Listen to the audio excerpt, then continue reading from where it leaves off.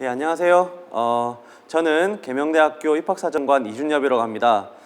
오늘 이렇게 제가 영상을 통해서 여러분들에게 인사를 드리게 된 거는요, 2016학년도 학생부 종합전형, 계명대학교의 학생부 종합전형에 대해서 여러분들에게 영상으로 안내를 드리려고 이렇게 자리에 섰습니다. 여러분들 지금 많이 덥고 많이 지치셨을 걸로 알고 있습니다.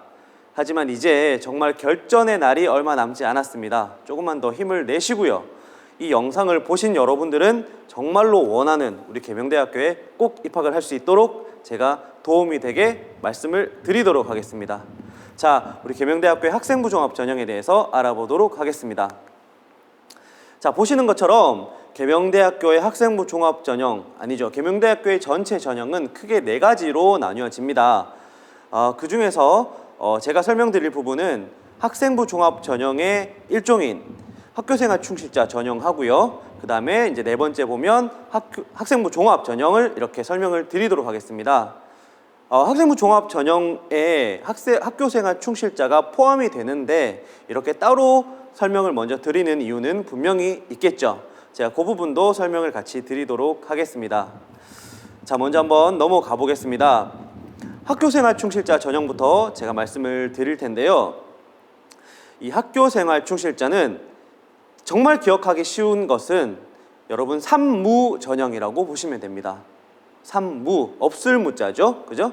뭐가 없느냐 하면 이 학교생활 충실자는 학생부 종합 전형이지만 자기소개서를 낼 필요가 없고요. 그 다음에 면접도 없습니다. 그리고 수능 체조도 없기 때문에 여러분이 이제 타 대학의 일반 전형처럼 내가 입학 원서만 제출하면 신경 쓸 게 없는 그런 전형이 되는 겁니다. 전형 구성은요, 우리 학교에서 올해 학교생활 충실자로 700명을 모집을 합니다. 그리고 1단계에서는 5배수를 뽑는데요. 학생부 100%로 일단 5배수를 선발을 합니다.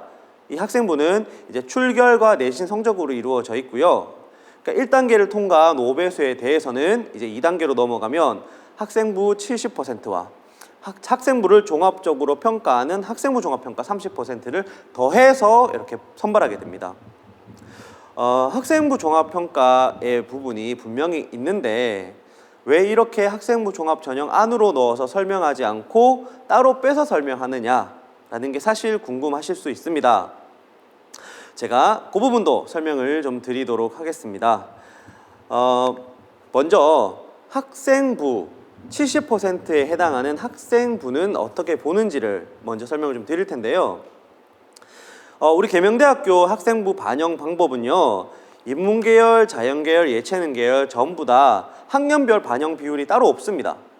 즉 여러분이 1학년 때 성적, 2학년 때 성적, 3학년 때의 성적을 동일한 비율로 보기 때문에 뭐 내가 1학년 때 좀 못했다 혹은 3학년 때 좀 못했다 해서 불리한 건 하나도 없습니다.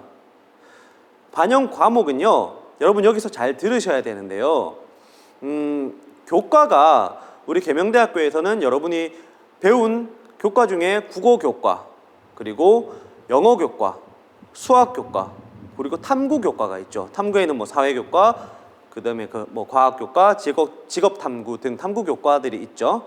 그래서 그 교과 중에서 여러분이 가장 점수가 높은 3개의 교과를 반영을 하는데 그 반영할 때는 그 해당 교과의 전체 과목을 모두 반영을 하게 됩니다. 예를 들어서 국어 교과에는 어떤 과목이 있죠? 그렇죠. 화작, 화법과 작문, 그리고 뭐 문학, 국어, 동문 이런 것들이 있죠. 그죠? 그래서 여러분이 만약에 과목 중에서 한두 과목을 내가 조금 못했다. 그래도 다른 과목으로서 이렇게 상쇄가 가능합니다. 그래서 여러분들에게 조금 더 유리하게 할 수 있는 방향을 찾다 보니 이렇게 해당 교과의 전 과목을 반영하게 됐습니다.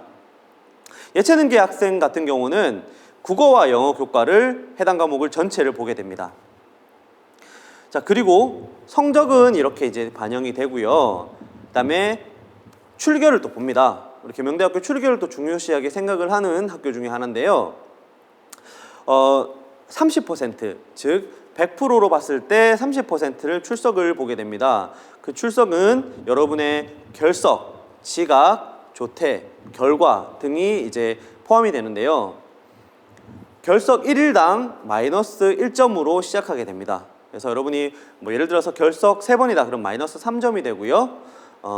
그 다음에 지각이나 조퇴나 결과는 3번 했을 때 결석 1번으로 처리가 됩니다. 그래서 여러분이 만약에 나는 지각 1번, 조퇴 1번, 결과 1번 있다. 그러면 결석 1번과 동일하게 마이너스 1점이 되는 겁니다. 단 여기서 여러분들에게 팁을 드리자면 이 출석 점수는 무단에 의한 것만 감점이 됩니다. 그래서 여러분들이 뭐 미리 아프기 전에 선생님한테 얘기해서 결석하기 전에 선생님한테 얘기해서 저 오늘 아파서 못 갈 것 같아요 라고 얘기를 했든지 조퇴할 때 저 이런 사정에 의해서 선생님 조퇴해야 됩니다 라고 말씀을 드리고 나왔다면 그래서 학생부에 여러분의 무단에 의한 결석이나 무단에 의한 다른 출석의 감점 요소들이 없다면은 내가 아파서 혹은 선생님께 허락을 받고 한 그런 출석에 대한 여러 요소들은 전혀 감점이 없습니다. 그래서 여러분들 요거는 참고를 하시고요. 대체적으로 여러분들이 그래서 아마 대부분의 학생들이 크게 마이너스 받는 일은 많이 없을 거라고 생각을 하고 있습니다. 학생부 종합평가로는 여러분의 학생부에서 인성에 대한 부분만 봅니다. 즉 다른 부분들은 우리가 학생부 70%의 영역에서 다 봤다고 가정을 하고요.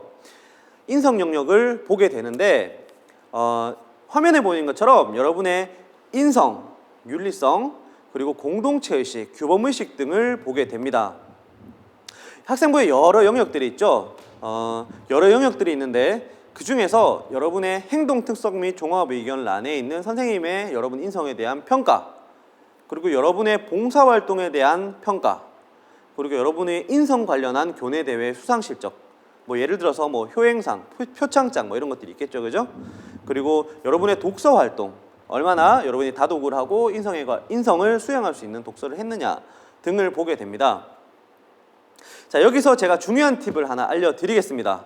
이건 이제 방송을 보지 않으면, 이 영상을 보지 않으면 모르고 지나갈 수 있는 부분인데 제가 말씀을 드릴게요. 학교생활 충실자 전형을 학생부 종합 전형 안에 넣지 않고 따로 설명을 드린 이유가 바로 이건데요. 뒤에 설명드릴 학생부 종합 전형의 여러 전형들은 여러분이 평가 요소마다 잘할수록 훨씬 점수를 더 받으면서 많이 이제 올라가는 그런 형태의 이제 전형이고요. 이 학교생활 충실자 전형의 학교생활 충실자 전형의 학생부 종합 부분은 기본만 하면 여러분이 다 기본 점수를 받을 수 있도록 되어 있습니다. 이게 뭐냐면 여기 화면에 보시는 것처럼 행동 특성 및 종합 의견에 있는 여러분의 인성, 이 훌륭한 학생을 뽑는 게 아닙니다. 기본이 갖춰져 있는 학생이면 누구나 이제 이 부분에 있어서는 요 30%에 있어서는 점수를 받고 갈 수 있도록 설계를 해 놓은 겁니다.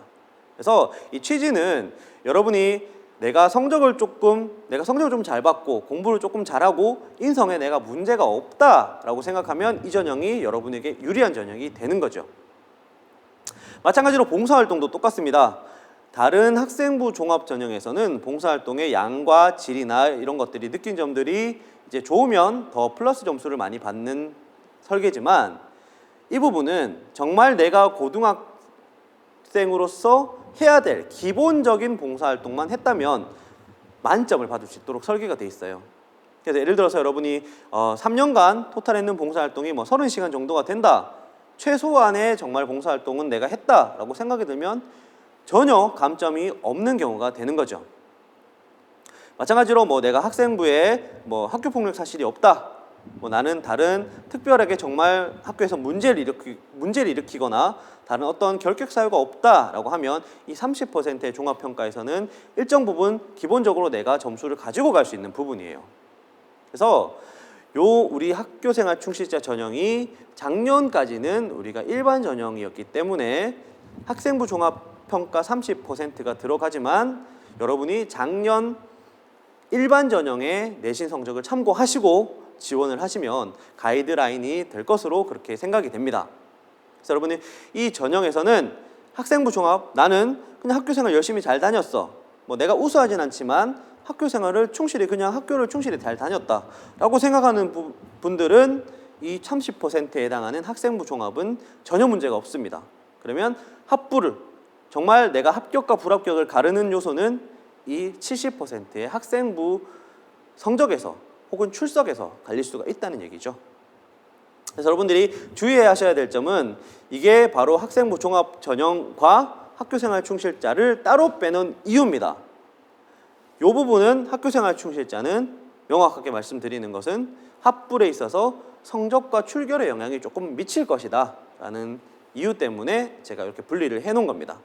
그래서 여러분 요거는 이렇게 참고하시고요. 그러면 이제 70%에 해당하는 학생부 반영 방법에 대해서 제가 설명을 드렸고요.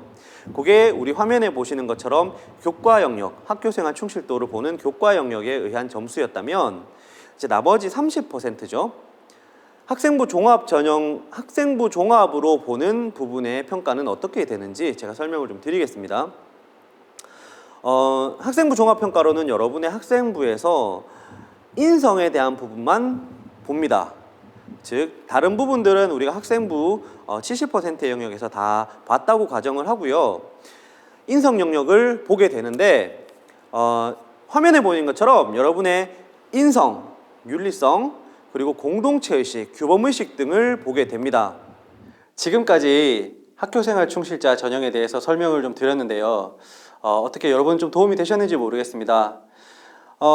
영상을 보는 내내 여러분 집중을 놓지 않고 봐주셔서 너무 감사드리고요.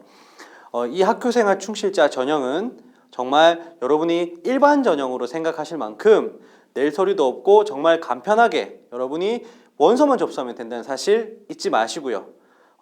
이 정말로 여러분이 대학을 원하는 대학에 가기 위해서 정말 많이 노력을 해온 만큼 좋은 결과가 있기를 바라면서 저는 이 영상을 마치도록 하겠습니다. 다음에 이제 학생부 종합전형 영상편에서 다시 한번 또 여러분들에게 전형을 설명을 드리도록 하겠습니다.